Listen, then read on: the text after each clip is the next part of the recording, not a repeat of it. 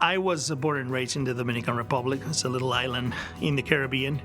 And that's where, I did my whole schooling and training. I went to medical school there.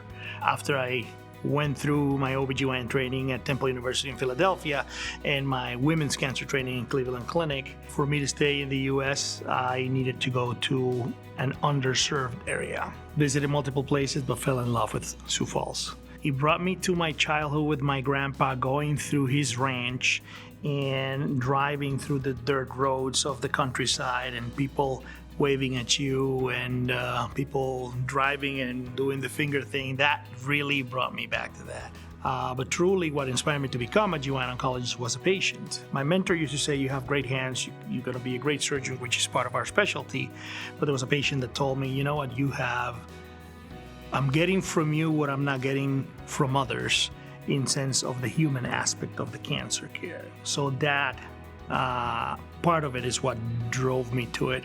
When I see that they're really, really scared, you have to do something to relieve that.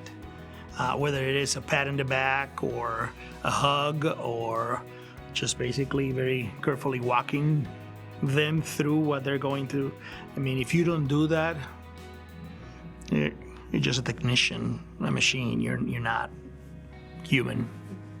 What I enjoy most about being a physician is we see a lot of bad things and we deal with a lot of bad outcomes. But it's like my golf game. I'm a horrible golfer, but there's that shot that brings me back. So it is the same. When you help a patient, when you know you did something and that patient's alive because of some decisions you made together, that fills your cup. In my 16 years at Avera, I've seen the cancer field transform itself where we're actually doing a lot of great things for those patients nowadays. I am seeing patients survive that I before didn't do, live longer. It's amazing what's going on. And that's what keeps us going. What drove me to Avera was, I really believe that the mission that we have is not a nice paragraph on a wall.